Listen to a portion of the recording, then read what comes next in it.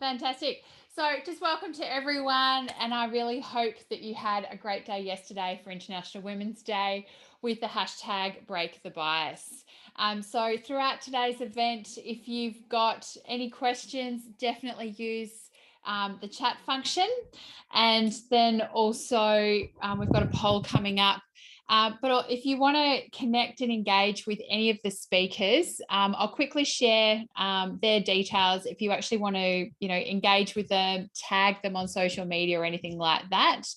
I'll just share my screen again. So we have, where are we? Oh, sorry, Rebecca. But we have, I'll introduce the speakers as well. Let's just go back here to the event cover. So today with us, we have Rebecca Bangura from Beautiful Disruption. So if you want to tag with her, it's at Beautiful Disruptions. We then have Jessica Bilstone-Gurley from Positive HR, and she's at Positive HR _ and also Kate Griffiths from the Grattan Institute, and myself, Karina O'Brien from Working Mama, and you can tag me on Instagram at Working Mama Community. So thank you very much, everyone, for today. I would also like to start off by acknowledging our traditional owners on the land which we meet today, and pay my respects to their elders past and present. I extend that respect to Aboriginal and Torres Strait Islanders peoples here today. So thank you very much for everyone. So as I said, if you've got any questions, feel free, or any comments, feel free to add them into the chat, and definitely using the hashtag Break the Bias, and we'll be sharing things going around on social media after it. But I would also like to start off by just introducing our three panelists today. So we've got Rebecca Bangura, who is a career and leadership coach who supports women in male-dominated industries to have fulfilling and thriving careers without compromising their personal life or well-being. With 15 plus years in the property and construction sector, Rebecca has personally experienced many of the challenges women in male-dominated fields face. Rebecca also works with progressive organisations that are committed to creating inclusive and equitable workplaces that value and actively cultivate women in leadership. She lives in Sydney, Australia with her husband and 3 boys. And hopefully, Rebecca, you are a little bit dry today, because I know there's lots happening in Sydney. Yes, very lucky. Thank you. Yeah. Jessica is the founder and director of HR consultancy and outsourcing provider Positive HR, and the Community HR Huddle, which has recently launched in 2022. She has a focus on HR, employment law, and workplace culture and compliance. Jessica continuously seeks to challenge the status quo in HR and delivers a fresh and progressive approach. She is also the sole parent to her 4-year-old son, Harrison. Welcome, Jessica. Karina. And we have Kate Griffiths, who is the Deputy Program Director of Grattan Institute's Budgets and Governance Program. Kate is a scientist with extensive experience in public policy design and analysis. Most recently, she has co-authored the Grattan reports on female workforce participation, parental leave, and the economic impacts of COVID on women. These are great reports, and I highly recommend reading them. And welcome, Kate. Thanks, Karina. Nice to be with you all. So now let's just get into a little bit of a poll. So I'm just going to launch it up here just to kick it off today.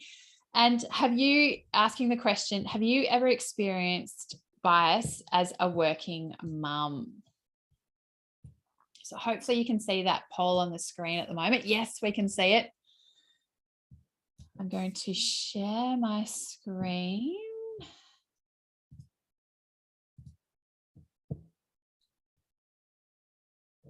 Hopefully you can see this here. All right. So looks like we have 100% of people. Oh no, one person hasn't. That's great. All right, 5, 4, 3, 2, 1. Well, So there we are. 94% of participants today have actually experienced bias as a working mum. So that's really interesting and probably pretty consistent with what many other people have also experienced as well.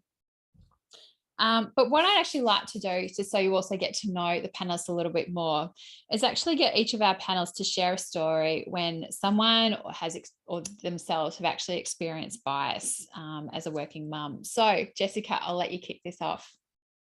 Thanks, Karina, and please excuse me and my voice today, everyone joining in. I've fallen a little bit ill, so apologies. Hopefully it's not too bad for you to listen to. I guess myself and one of the examples of when I've experienced bias is actually age bias and also as a mum. So I won't advise the company, but you could probably figure it out. But an organisation I worked with, I found myself pregnant after I was told that I could never conceive. So it was a bit of a miracle baby. And part of this was when I announced it to the workplace, the first response from the male managing director was, oh, well, there that goes. You're young, under your 30s, and now you're also having a baby. You won't be able to work at all.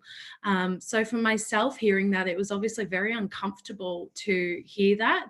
I'd been working very well, and I was quite senior in the business as well, second in the team, in the hierarchy. And, you know, I didn't actually even know how to handle that type of response because I was in utter shock that, you know, myself, yes, obviously under 30 and conceived and having a child, but you just don't think, nothing prepares you for when you actually hear it or hear those comments. So, you know, handling that situation was very difficult. And obviously I had all the emotions going as well of being told I was pregnant, and at this stage, 20 weeks pregnant. So it's not like I was 8 weeks or early on, I was 20 weeks pregnant. So for myself, coming across that bias towards, I'm a mum, so now I won't be able to come in for meetings early, or I won't be able to stay back for meetings, was quite disappointing. I'll leave it there so I don't bother people too much with my voice. Thanks so much for sharing the story. Rebecca, do you want to go next and share an example or experience that you've had about facing bias? Yeah, absolutely. So look, I actually have two that I would like to share, if I may. So the first is actually about when I got engaged, and I'd sort of been progressing really well within my career. And as soon as I got engaged, my manager just completely disengaged from having career development conversations with me anymore. And anytime I broached it with him, he would make the joke of, don't worry, you'll be off having babies soon. And so even before it was on my radar of having children, at the time, I didn't even think I would have children, but I immediately experienced that. And I absolutely think it hindered my progression within that organisation, and it ultimately ended up with me leaving because I felt there was a real misfit culturally and couldn't see how I could work forward there. And the other experience I just wanted to share was also being on maternity leave and being overlooked around a promotion that was quite a natural progression opportunity for me, and something that had previously been discussed within the organisation for me to step into. And what had happened was I was advised that someone was leaving and someone else would be stepping into that role in an acting position, and that I would be advised when it formally came up for appointment. And what ended up happening was it came up for formal appointment. I was on maternity leave and wasn't checking the job board, and I was then advised when someone had been appointed to that role. And when I sort of raised this with the hiring manager, she actually said to me, she just said, well, I thought you've just gone on maternity leave and I didn't think you would be interested in this at this stage of your life. And for me, that really highlights this issue of quite often people make these assumptions around us as working mums and working parents. And it's always really crucial to ask the question rather than just make that assumption. So true, so true. You can't always assume. And then Kate, over to you. So I want to talk about mum guilt because I'm a relatively new mum, and I've only recently come across the concept of mum guilt, and now I see it everywhere and I feel it too. And what really kind of strikes me about it, first of all, is that it's not helpful. It adds to the mental load. And in a way, it is an unconscious bias that we impose on ourselves all the time. It's obviously by definition gendered, but I think it comes about as a result of, or often comes about as a result of family decisions around like the division of paid and unpaid work, for example. And it seems to particularly emerge when we make these choices for our own families that don't quite line up with society's expectations. So in essence, it's this, what we're experiencing as mum guilt is actually the result of a social bias.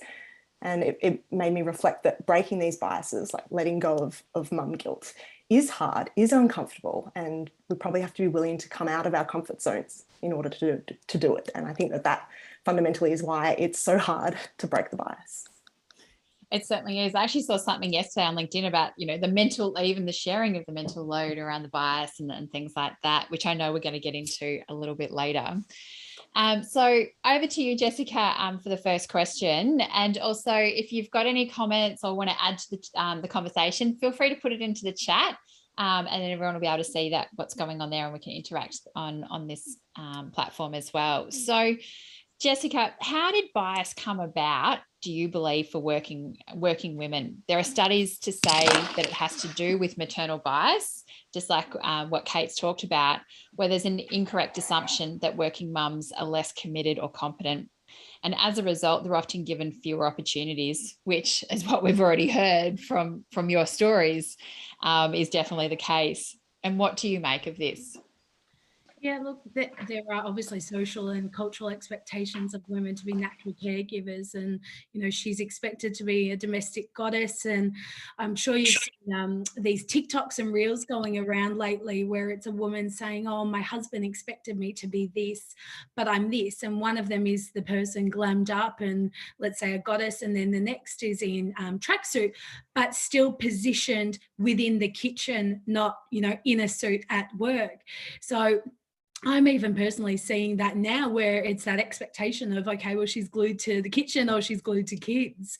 And society paints this image that if she does this or behaves in that way, then, okay, you're a great mum.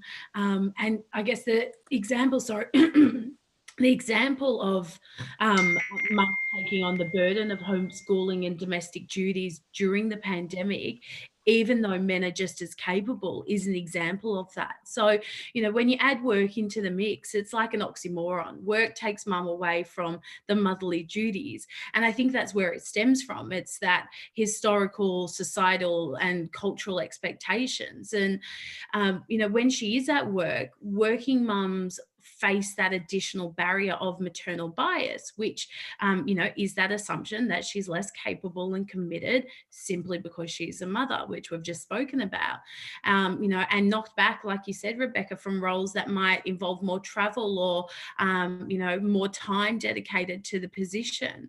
And, similar to what you said, Rebecca, it's just ask the conversation, have that conversation and ask the question. It stems, I guess, too often that people make the decisions for her, for the mother.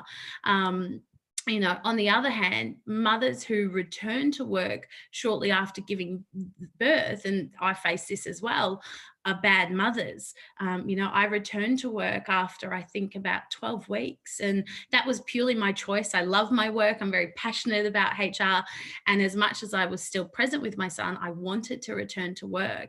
And, I was viewed as a bad mother and had those comments as well about why are you here? You should be at home. Are you even making your son's food yourself? So I think, returning to work after having a child, it almost goes against those societal norms and those expectations. And, society sends mixed messages about where my or a mother's priorities should be. So you can't really win, can you? But there's no magic wand to make the maternal bias go away. And, Rebecca mentioned about assumptions. Never make assumptions. There's danger in assuming someone's future ambitions and goals, or just because they're a single mother or whatever it may be. Everyone has different circumstances, and the best thing thing to do is really just ask and listen to that person's career goals, mother, father, parents. And all you need to do as well, and something I felt was, support them to feel valued and believe in their potential. And I think that definitely changed in just, again, coming back to those cultural and societal expectations. That value wasn't there because it was, okay, I'll value you when you're at home, being a mum at home. But because I'd returned into the office, I felt that value wasn't there. So, I think for a business, and if there's any business owners here, you've got to think long term as well. And it's not easy finding great people. And I'm telling you right now, working mothers are probably the hardest working bunch that I know. I know all of us are on this call on the panel today. And, it's really hard in those first, and you're probably seeing this, Kate, as well, in the first couple of years of a child's life. It's challenging. They get sick constantly from daycare, or daycare closes because they've had a COVID case. So employers really need to understand that these things are temporary, and kids do grow up, and it's easy to dismiss working mums as not committed. But what many don't realise is the work often gets done. We're up late, and I know, Karina, you are too. I've seen your emails at night. We're up late, catching up on all of the work as well. So that's just some of my thoughts. If Rebecca or Kate, if you had any additional thoughts to that. Yeah, look, I think one of the big things around motherhood and parenthood is just around this idea of choice, and everyone is going to do it differently based on what they want and what works for their circumstances. So there is no one size fits all. In the same way, there is no one way that a mother will respond to a situation at work, or necessarily step into those more maternal functions that are sometimes expected within the work environment because someone is female. So we just need to be really aware of it. And as you said, Kate, keep these conversations happening and be open-minded with what solutions and opportunities might look like. Kate, have you seen any research from your work that relates to some of this maternal bias? We've seen there is some good research on biases around how employers offer or don't offer flexible work. So much more available to women, much less available to men. In a way, the bias going the other way there. Although, of course, the offering of it may also be around assumptions may come with assumptions that person who takes the flexible work is not therefore going to be progressing much further.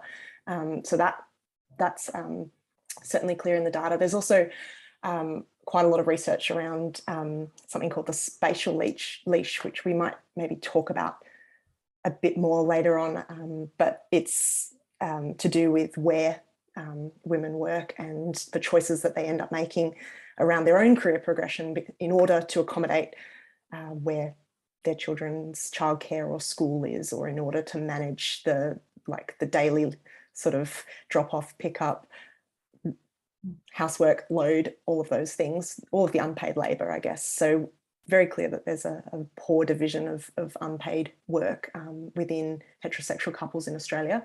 That's pretty clear. We know it got worse during COVID, in the sense that both men and women's unpaid work increased, but women's increased by more, and they were doing much more before COVID. So that's all deeply, deeply troubling. And obviously more unpaid work means less time for paid work, as well as all the other barriers. Yeah, very much so.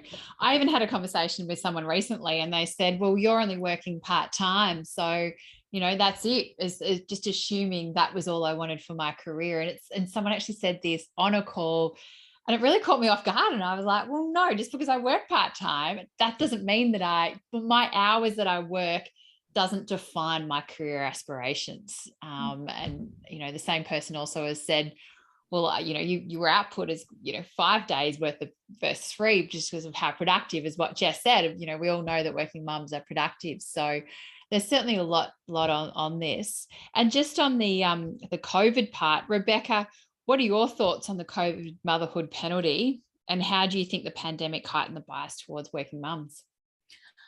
Well, look, I think as Kate said, you know, obviously the workload at home increased for all parents, but specifically mothers. And depending on the age of children, you know, lots of parents were juggling, not just looking after their children, but also trying to homeschool them as well. But I think there's also a real distinction for a lot of women actually had to step away from paid work in order to provide those carer roles. So a lot of white collar workers were able to sort of juggle things, working outside of normal business hours to get things done flexibly at home. But for a lot of people who are in essential worker roles, who need to show up to their jobs in order to get paid, they just weren't able to do it. And so there's a huge socioeconomic impact of that on those women and those families, both short term and longer term, when we think in terms of super and how people retire, and specifically the huge gap that there is between what men and women retire on in this country. And that really just exacerbated the issue. And I think it's going to take a while to kind of to recover from that. Yes, and even when the government this week announced that they won't be giving super if you're on the paid parental leave program, which is just, they didn't see the value, which just blows my mind. Yeah.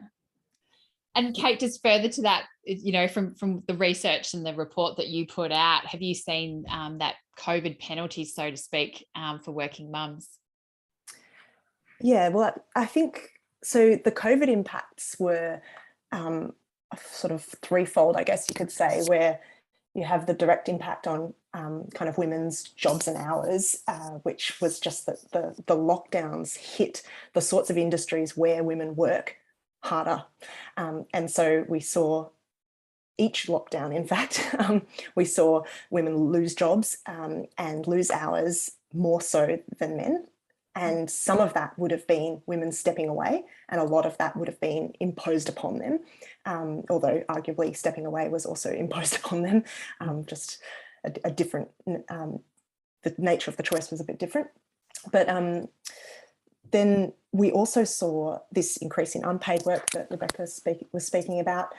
So that, I think, then had, even where we don't see it in the jobs and hours in the sort of labour force data, that we do know from kind of research coming out of particularly the US, but we know that can sometimes mean there are flow-on effects for career progression, because even if you're not formally reducing your hours, you're in a way withdrawing from your work in order to juggle everything else at home.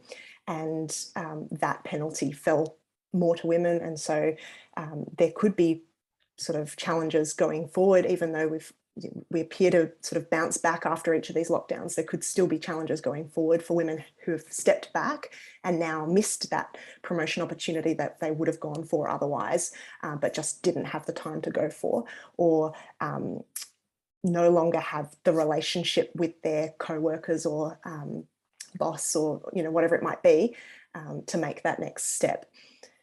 So that's the sort of second part of it. And then I think the third part of what we saw during the pandemic was a sort of a deep reliance on care workers, on women who are predominantly women, whether it be in the health sector, whether it be in the childcare sector, whether it be in education, in schools and everything. We saw that so many, so while so many women lost jobs, the jobs that were also most needed were also held by women, and the increase in the burden for them at work, not getting holidays, not getting reasonable hours, etc., also puts another burden.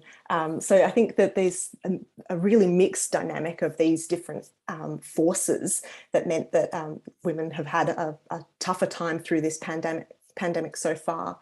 But it also, I think, brings to the fore for public discussion, for governments to think about, well, why don't we pay these essential workers better?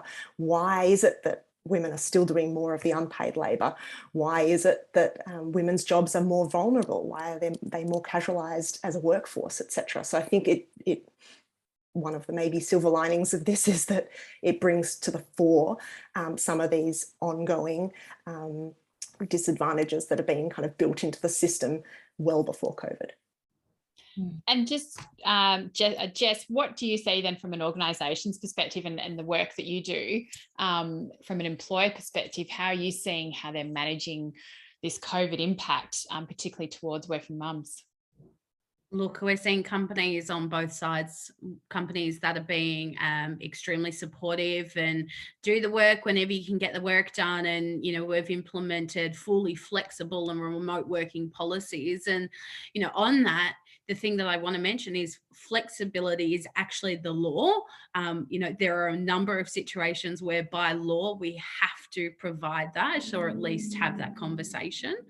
And businesses aren't understanding that. And, you know, so then you have the other businesses that go, well, no, this is their job. And if they can't do their job, they can resign. So that's where I think I come in and go, okay, let's just look at this. Why is that your perspective?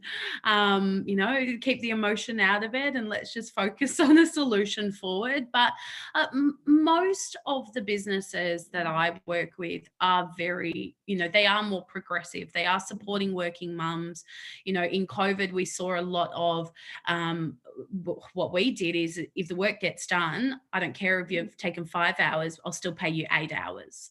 So, you know, we've really tried to do that because, you know, they would work more productive, they would work harder and faster and efficiently to get it done, but they've been homeschooling the whole day. And then by the time they get to nighttime, you can't work 8 hours. You'd be absolutely exhausted. And that comes into the safety hazard and health and mental health and well-being. So a lot of what we were trying to do is encourage our clients to just focus on the output and the work. And if it didn't get done, if it's urgent, then we look to, you know, cross train and give it to somebody else. But if it didn't get done, it's not the end of the world. And I think that's a lot of the conversations, even now we're still having, is people are coming out of it and we are seeing a lot of mental health and well-being, you know, challenges, especially with mums that have been so burnt out from 2 years of homeschooling and working parents in general, homeschooling, they're exhausted. They're now going, oh gosh, I can't do it today. I can't give my all today. So really being very compassionate and accommodating about that. That's so good that you're seeing those changes. Sorry, Rebecca, you wanted to say something? You know, I just wanted to echo what Jess was saying around like valuing outputs rather than time at desks. And I think particularly as we move to more hybrid workplaces and an appreciation for the fact that people don't want to necessarily come back to the office full time, and that's men and women, parents or not, we're starting to unravel the quite complex issue of how do we measure output fairly, and move away from this bums on seats mentality that we had for such a long time, that does disadvantage particularly primary caregivers. Yeah. And we're going to talk about it a little bit later, but I'm just going to jump to it now. But that's the proximity bias, Rebecca, isn't it? About that is really hurting mums, about being seen in the office. And what do you see in your work in this place of being seen just to be, you know, in the office? Because I know there has also been some reports come out about those that are in the office that can then, I guess, schmooze their boss to, you know, be seen and say, look at me, I can get that next promotion, as opposed to, no doubt, probably some of the parents, particularly working mums at home, doing just as good a job, but they're not there doing that networking, so to speak. Yeah, and I think the proximity is obviously just by being around, you are front of mind for people, and that's certainly one important issue we need to address and one challenge we face. The other thing, which I think is more specifically to women, is around if you're in close proximity, people are aware of the work you do, and women typically really struggle with visibility and any kind of self-promotion.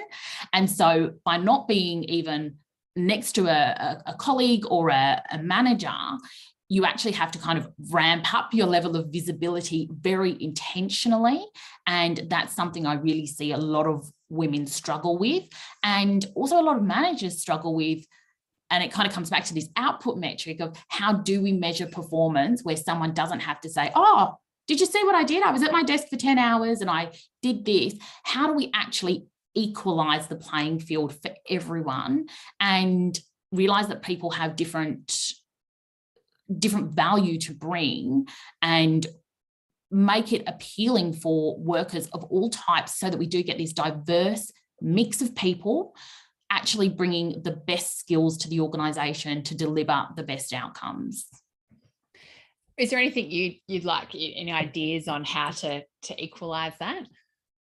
Yeah, I think the first thing is we need to get over the idea of tooting our own horn being a bad thing. I think we need to start thinking about it in terms of how do I share the impact that I'm creating with others. And the best tip I can give for people to do that is really stop thinking about it from your perspective and start thinking about it from other people's perspectives. So it's not, I delivered this, you need to notice. It's about the work we did. Sorry, I said that wrong. It's around, this is the impact and the outputs that I delivered, and actually taking ownership of it, but framing it with the view of the desired business outcomes. So good, so good. Jessica or Kate, do you want to add anything into this around the proximity bias? I'd just say that I think it does relate a little bit to the spatial leash concept as well, which is, it is different. The spatial leash concept is around the location of your work, whereas the proximity bias is around being kind of visible, and being in proximity is a way of becoming visible. But the spatial leash, I think, can have similar effects where it's typically associated with women taking roles that are available sort of outside of the CBD because that's where they live, that's where their kids go to school, etc. And it may not be the best fit role for them, but it's the one that's closest to home.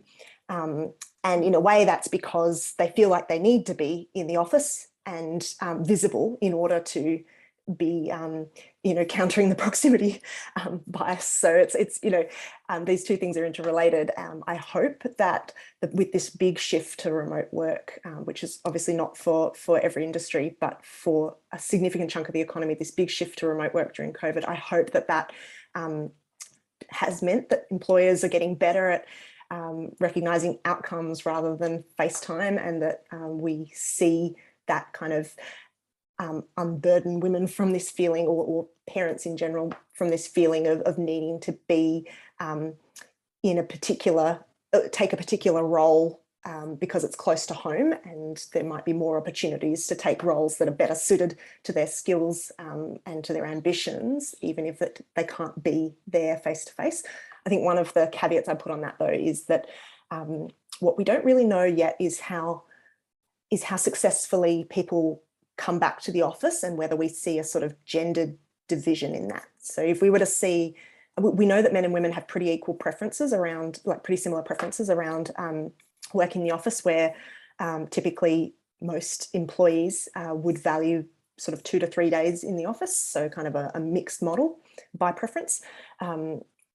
But if we were to see men return more than women, we could easily end up with more men having naturally more face time, and then further sort of disadvantages in the workplace. We just kind of don't yet know. We don't have the data yet to see whether this is a pattern that's emerging. And you certainly hear anecdotally of particularly parents needing the space, being able to go to the office, needing that space away from home as well. So it's still to be seen whether there's going to be a gendered element to the return to the office as well. It'll also be interesting to see if, we get more fathers, obviously, they've been doing, say, more drop off and pick up at, say, school or childcare, and them actually saying, at 4:30 or 3 o'clock saying, I've actually got to go pick up my kids from school. Because that's obviously as well, when you're talking about the spatial component, is about being close. I wonder if that's also, breaking these biases, men actually saying, I've got to leave and pick up, and be there for my kids when they get home from school, or pick them up from childcare and things like that, of actually having that conversation and wearing that load equally, that it's not just on the mother's burden to do all the drop off and pick ups, but actually, both parents are actually playing that role to also, again, break those biases on also the hours we're worked. So Jess, you're also nodding your head. And I was going to say a lot of it comes down to as well, like what we're seeing, obviously it's not stats, Kate, but it's just our observations is we are seeing more women working from home. But then what we're seeing is because the males aren't going and working from home, the women are feeling, again, you mentioned mum guilt. They're feeling that, mum guilt, but then they're also going, okay, hold on. If he's in the office and he's equal to me on a hierarchy, I have to be in the office. So there's almost that unconscious pressure, though, that they have to return into the office. And we're seeing a lot of that. And I put that onto employers in terms of they're not encouraging men, or just parents in general, all parents, to work from home. That encouragement piece is directed, and what I'm seeing anyway, it's directed at the women. That conversation is directed at the women. Would you like to work from home? Do you need to leave early to get your kids? But that conversation is not had with the male parents. So I think that's just a little bit of what we're seeing. A lot of what we try to do is say to employers, have that conversation collectively. It's all parents, all genders, and not even parents as well. Just have it as a whole, the conversation about, back in the office and remote. And that comes, I know, Karina, you mentioned part-time as well. We're seeing a lot of policies pop up, which is almost 5 steps backwards of you can't work from home if you're part-time. And, it honestly, I felt like pre-COVID, we took some really good steps forwards and, we weren't really looking at that. And then COVID's hit and now businesses have either progressed forwards, which is great. And they're open to flexibility with part-time and working from home with part-time, or they've gone 5 steps backwards and they're going, nope, my policy now says this. And for us to come in and go, well, that's discrimination, we're removing it, to then have pushback is obviously very challenging and very disappointing, but that's still what we're seeing, unfortunately. Just to that point, we've got a comment from Eleanor. Could the lack of flexibility at the workplace be also a generational issue? Her old GM was a baby boomer generation and very old school. And if we weren't in the office, we weren't working effectively, even at the height of the pandemic. And I know there are a lot of organizations, probably some of those also, those older males that are like, no, this is the way that we had it and needs to be for this generation as well. I put a lot of that down to trust, though, as well. It's there, perhaps in that generation, and I myself, I'm a junior millennial. So I go, well, just trust me, I'll get the work done. We come back to the outputs that Rebecca's been speaking about. But I do find that the baby boomer generation perhaps lacks that trust, in particular when it's engaging with millennials. That's, again, just something that we're observing. And so it's really encouraging that trust conversation and having those very clear expectations and outputs so then they can trust. Yeah, there's actually a few people have come in and said, yes, completely agree, spoken to a lot of managers and things. So yes, this seems to be a real barrier, probably for all working parents, about working from home. Or even having that hybrid work. Sorry, go Kate. Yes, just going to jump in with it. One of the generational issues we do see in the data is around whether you feel obliged to go against your working from home preferences. And younger people are more prone to feeling like they have to come into their office because typically it's a hierarchical thing where if your boss is in the office, you feel like you need to come in. And younger people typically lower down the career ladder, and so are more likely to end up having to sort of come in when they would rather not. And that's true of both genders. So I think there's a leadership piece there where absolutely, we should be promoting choice and flexibility around these things where the job suits it. But that requires managers and employers to be leading the way and demonstrating that senior men are also doing that, and that it's okay to have different office days from your boss as well. Yeah. Is there anything we can do to actually manage up with that baby boomer generation that we can, it's around breaking the bias of, this flexible hybrid way of working? What can we do to, for everyone that's here today, we could try and implement as a key takeaway? one observation I would make is that this data around preferences does suggest that there's a lot of alignment, but there's also a lot of assumptions people are having to kind of make in their own minds about what others might do or what their employer might want. And there are a lot of employers who can see the benefits for productivity and for a range of other considerations for their businesses in having a sort of flexible working model, having a remote working model. And so I don't think we should be too quick to assume that FaceTime is better. But then, of course, managing up also probably involves, if you're not face-to-face, then how do I make my work visible? Going back to some of the earlier points on that. I think it's really important as well to just humanise some of these issues, and it can be quite powerful to do, particularly with more sort of old school bosses, because quite often when you talk to them, they've come from this generational model where they may have a partner who does stay at home as, you know, the mother and the supportive wife. And so they've been allowed to kind of go and have their career. Whereas generationally, we now see a lot more double income households where households actually rely on both incomes in order to thrive. But for some of those sort of more old school managers, quite often they'll say, yes, I want my daughters to have the opportunity to work flexibly and differently. And when you can actually engage them in a conversation, you say, well, that's great, but what if we were talking about your sisters and your wives, and actually bring it back to the current time for them? But they just, at the moment, sometimes they just don't have the thinking around it, and they see it as a problem to be solved for in the future. So actually humanising it can be really powerful and can make it more relevant to the current day for them. Anything you want to add to that, Jess?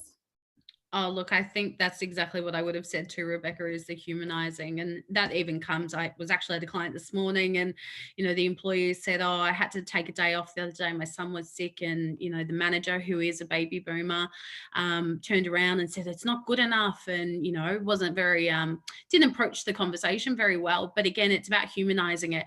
You had younger children at one point. They are older now, but you would have had the same experiences that we're having now. Your child gets sick. So I think definitely humanizing it and having that courageous conversation. I find that just putting a plan in place of what you want to speak about, knowing your expectations in your role is crucial, and then setting that time in a non-threatening environment. So don't have it in your boss's office. Actually set the environment, either take it out and go for a coffee or go into a boardroom, but go into a non-threatening environment and then have that discussion. And there's a lot of what we see anyway is a lot of fear around having that conversation, because it is a challenging conversation. You're managing up, and it's most likely an owner or it's a senior executive. It is a frightening conversation to have, but by putting a plan in place and having it is going to also change, I guess, the perceptions of that particular senior individual, and will help everybody else along the way as well. Yeah, it's certainly very helpful. Sorry, Rebecca. No, I was just going to say to that, I think there's another fear around these issues, is that people won't get it right, and that quite often stops people even trying things. And so when we have these difficult conversations, it absolutely takes courage to step up and confront someone who is generally more senior than you. But if we can all approach it, regardless of what level and role we play in this, but from a perspective of grace, compassion, a little bit of good humour, and know that we need to try things, see what works, refine, try again, and that this is an iterative process. If there was an easy solution to these issues, we would have already done it. We're all just trying to figure this answer out together. And when you frame it like that in these one-on-one conversations, it becomes really powerful. And it can be as simple as, look, I'm juggling it, I'm struggling, I want to try this. Can we try it? Can we come back and review it and see what works for both parties? Kylie in the comments said, I've had a conversation with a male colleague who has 3 kids. When I came back from mat leave after my 3rd child, and he asked, how are you going to cope? And she asked him back, how did he cope with 3 kids? It made him think a little bit differently. So it's really good in that way. Now, Kate, just changing the conversation a little bit, what role do you think that governments have to play in breaking the bias for working moms? And I know we could have a whole panel discussion on this topic. Sure. So, I mean, government sets an example. So that's one type of role it plays, but it also controls the policy settings that affect family choices around paid and unpaid work. And some of those policy settings, particularly around childcare and parental leave, are quite gendered. And so they in and of themselves reinforce a kind of traditional division of labour that really doesn't suit every family, and may not suit many families from a lot of survey data to suggest that both men and women are generally not that happy with the division of labour they've landed on, but feel forced into it. So childcare and parental leave are the two big levers that are at the federal government's disposal in this space.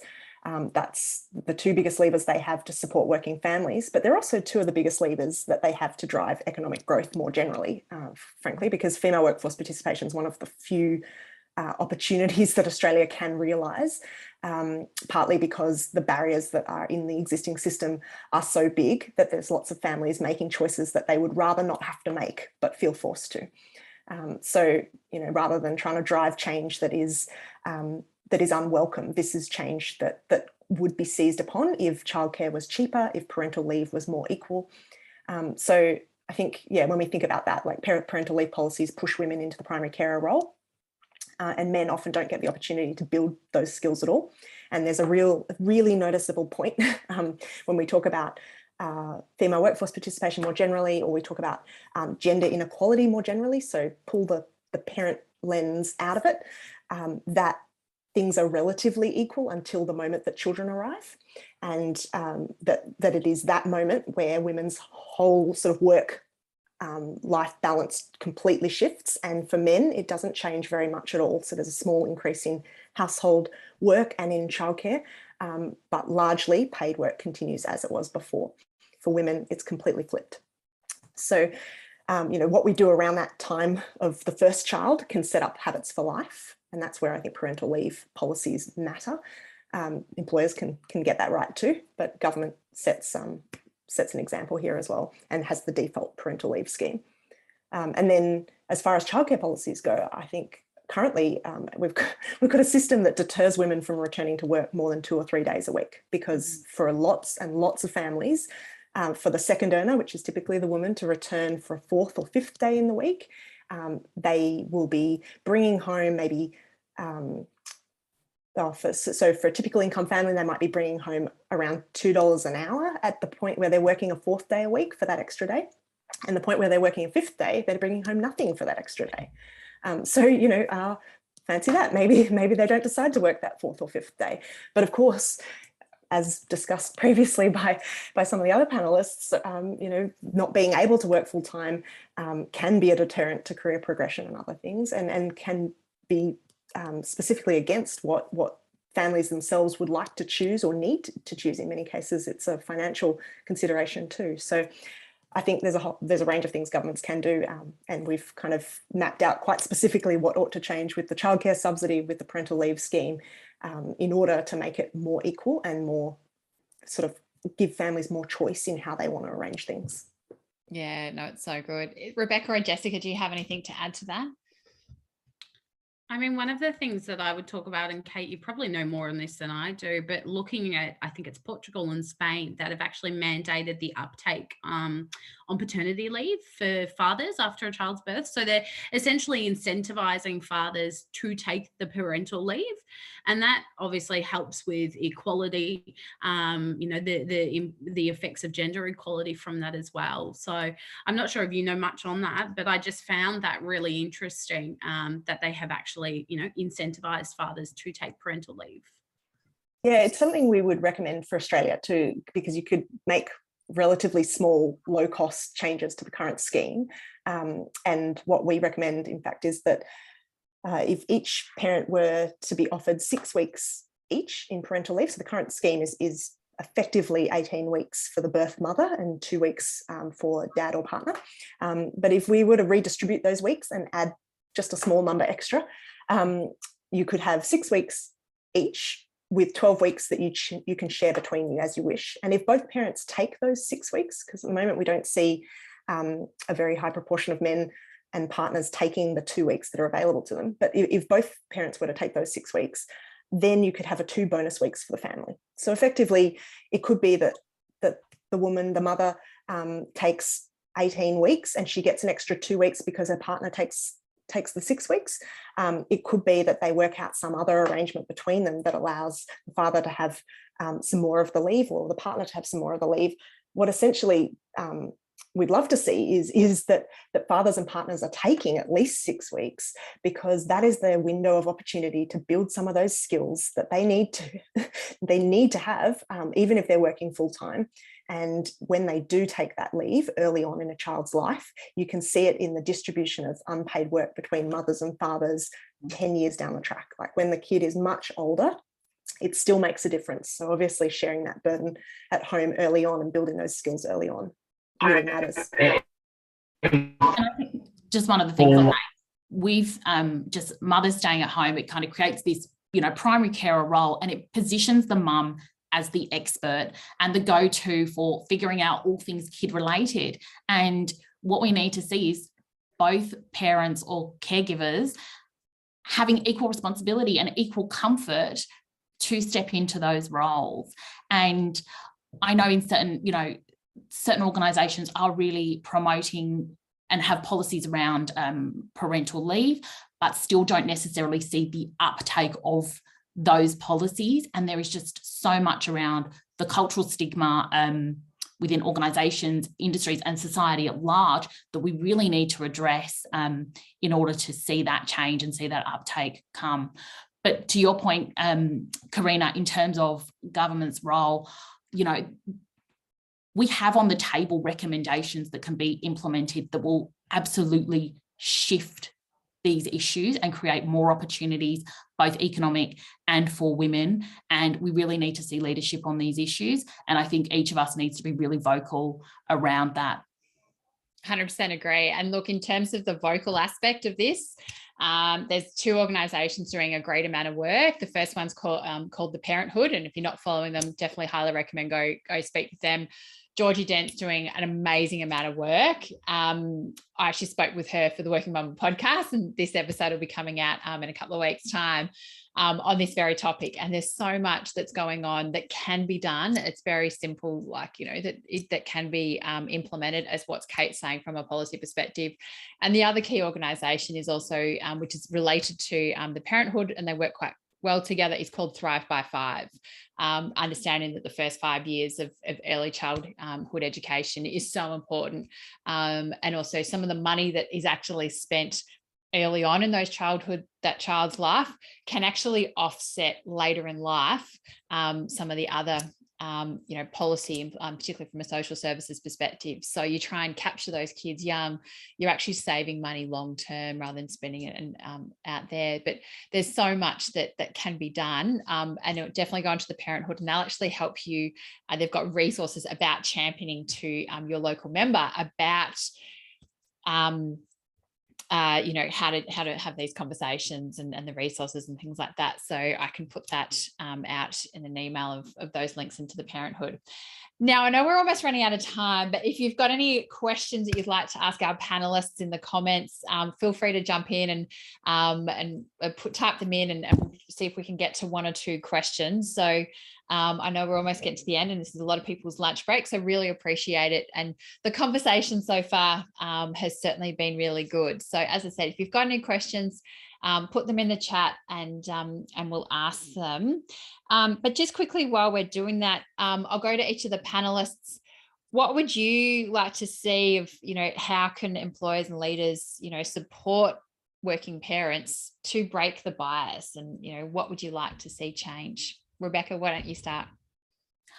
I would like to just see more open discussion around this. And I would like to see more thinking around the reporting that we do. So a lot of organisations do report on a number of issues around equality within the workplace, but I would love to see more working groups from across the board at an organisational level, taking these issues on, workshopping, reviewing and refining what works within their industry, their business, and creating that real cultural shift to address these issues.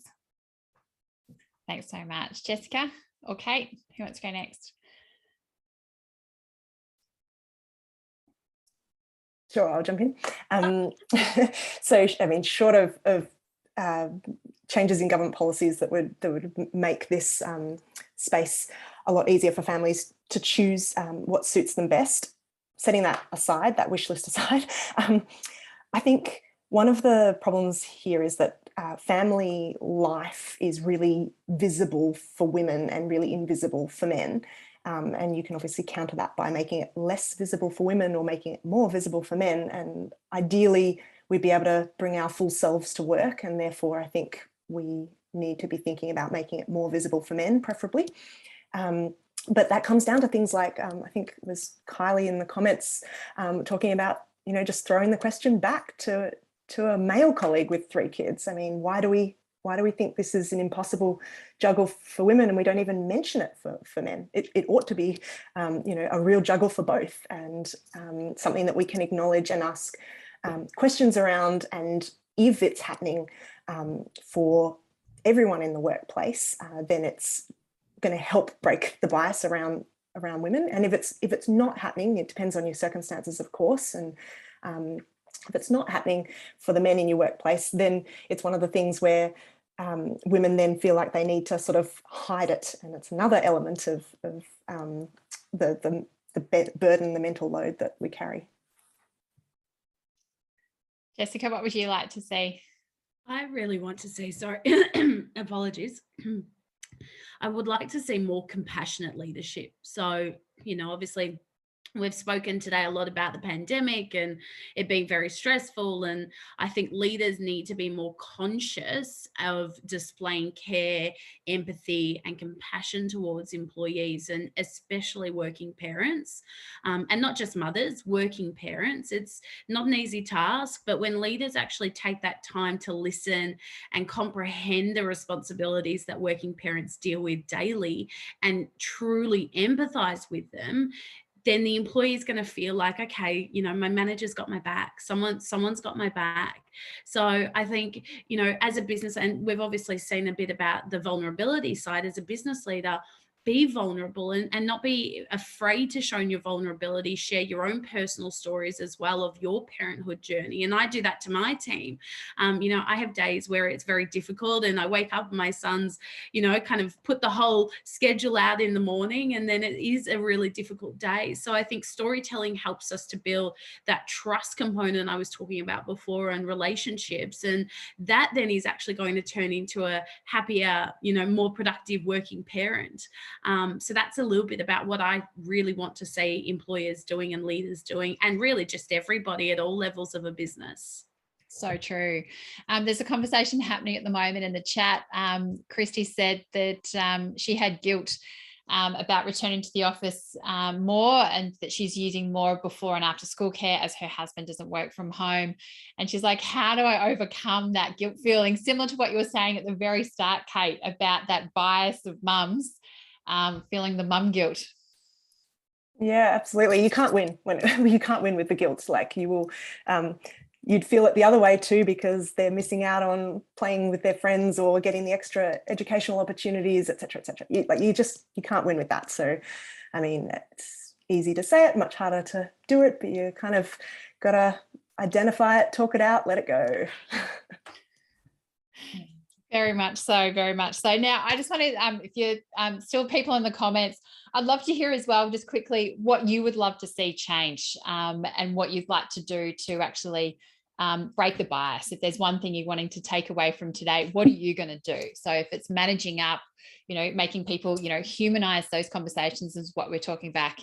We're talking about, say, asking our colleagues, I know recently I had, how I was returning back into work and things like that. But my husband also at the same time, when we first had both our children, he returned back into the work as a working dad. Like that's a juggle in itself. So actually, as what we're saying here, humanizing that conversation, not a problem, Kylie. Thanks very much. So yeah, it'd be good to, you know, if you've got any ideas, comments and things like that, is what Rebecca said, is about having this conversation, about to break the bias, and really, you know, try and have those conversations, and throw it back and things like that. So look, I know we're almost up, but I just want to say thank you so much to everyone for your contributions, definitely to Jessica, Rebecca and Kate, for really, you know, taking part in today, because it's about these kind of conversations that hopefully gives everyone attending, that's either watching it live or on demand, the confidence to have these conversations. Because I know as working mums, we don't always have the confidence to do it, but if we know someone else has gone before it, or we've got the tools and the resources that we can, to give us the confidence to have it and to be those advocates for the change. It is uncomfortable, but there are people paving the way, and there's certainly a lot of work to be done. But, you know, forums like this, we can hope that gives you the confidence, the tools and the resources and the support that you can do it. So again, I'd like to thank Jessica from Positive HR, Kate from the Grattan Institute and Rebecca from Beautiful Disruptions for today's very insightful and very engaging and interesting conversation. So thank you so much. Definitely follow all of them on the socials, you know, definitely Instagram and LinkedIn. I know all three of the women are definitely active, and also Working Mama. You can join the Working Mama Village, which definitely Rebecca and Jessica are good members of as well. So thank you so much for everyone, and enjoy your day, and definitely break the bias. Thanks for holding the space, Karina. My pleasure. Bye.